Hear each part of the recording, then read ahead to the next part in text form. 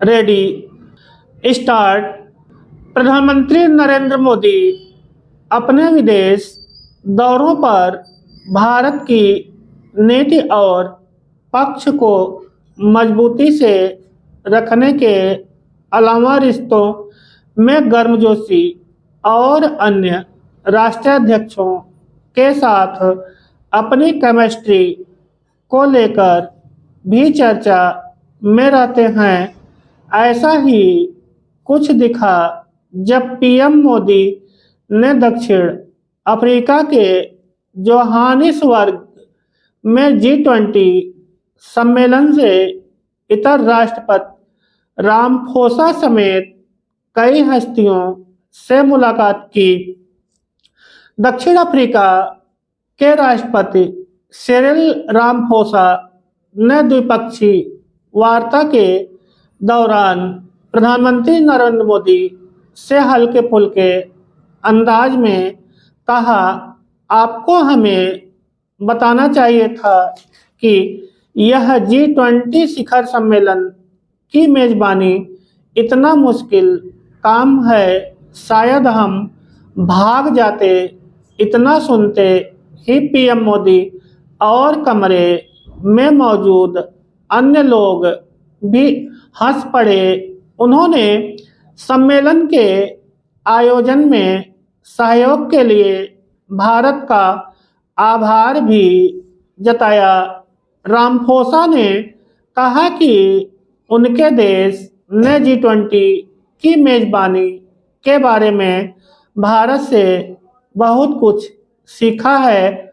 उन्होंने कहा, आपकी मेजबानी शानदार थी, हमारी मेजबानी सच में बहुत छोटी है।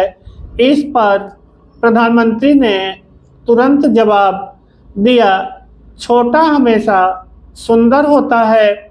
गौरतलब है कि अफ्रीका में G20 शिखर सम्मेलन का आयोजन पहली बार हुआ है। भारत की अध्यक्षता के दौरान ही अफ्रीकी यूनियन G20 का सदस्य बना था। जोहानिसबर्ग में पीएम मोदी ने इटली की प्रधानमंत्री जॉर्जिया मेलोनी के साथ भी मुलाकात की। उन्होंने एक्स हैंडल पर तस्वीरें साझा कर बताया कि मेलोनी के साथ व्यापार, निवेश, रक्षा, नवाचार, AI, अंतरिक्ष और शिक्षा जैसे क्षेत्रों में अपने सहयोग को और आगे बढ़ाने पर चर्चा हुई। बकौल पीएम मोदी, भारत और इटली आतंकवाद के वित्त पोषण से निपटने में सहयोग के लिए एक संयुक्त पहल की घोषणा कर रहे हैं। यह एक आवश्यक और समायोजित प्रयास है जो आतंकवाद और उसके समर्थक नेटवर्क के विरुद्ध मानवता की लड़ाई को और मजबूत करेगा। G20 सम्मेलन से इतर पीएम मोदी ने जापान की प्रधानमंत्री साने ताकाइची के साथ बैठक को भी सार्थक बताया। उन्होंने कहा, हमने नवाचार, रक्षा, प्रतिभा, गतिशीलता आदि क्षेत्रों में द्विपक्षीय सहयोग को गति देने के उपायों पर चर्चा की। हम अपने देशों के बीच व्यापार संबंधों को भी बढ़ाने पर विचार कर रहे हैं। पीएम मोदी ने कहा, धरती को बेहतर स्थिति के लिए भारत जापान की मजबूत साझेदारी बेहद जरूरी है। बता दें कि ताकाइची इसी साल अक्टूबर में जापान की प्रधानमंत्री बनी हैं। सियासी उथल पुथल के बीच देश की कमान संभालने के बाद उनकी पीएम मोदी के साथ यह पहली मुलाकात थी। प्रधानमंत्री मोदी ने कनाडाई समकक्ष मार्क कार्नी के साथ भी द्विपक्षीय बातचीत की।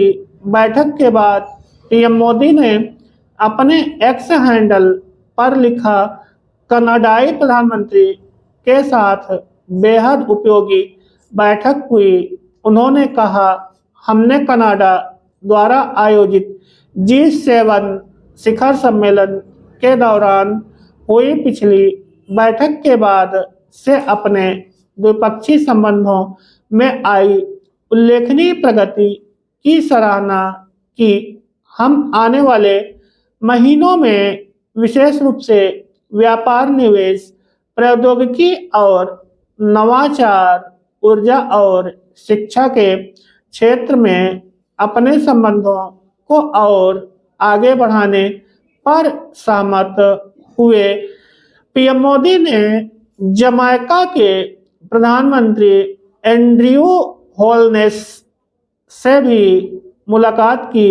उन्होंने कहा कि भारत और जमैका ऐतिहासिक और सांस्कृतिक संबंधों से समृद्ध मित्रता से बंधे हैं। सामूहिक प्रगति के प्रति गहरी प्रतिबद्धता के साथ हमारी साझेदारी निरंतर बढ़ रही है। प्रधानमंत्री नरेंद्र मोदी ने यूरोपीय देश नीदरलैंड के समकक्ष डिक सूफ के साथ भी द्विपक्षीय बैठक की। पीएम मोदी ने कहा, नीदरलैंड के साथ जल संसाधन, नवाचार, प्रौद्योगिकी और ऊर्जा जैसे क्षेत्रों में हमारे देशों के बीच द्विपक्षीय साझेदारी तेजी से बढ़ रही है। हम आने वाले समय में व्यापार और निवेश संबंधों को और मजबूत बनाने के लिए काम करते रहेंगे।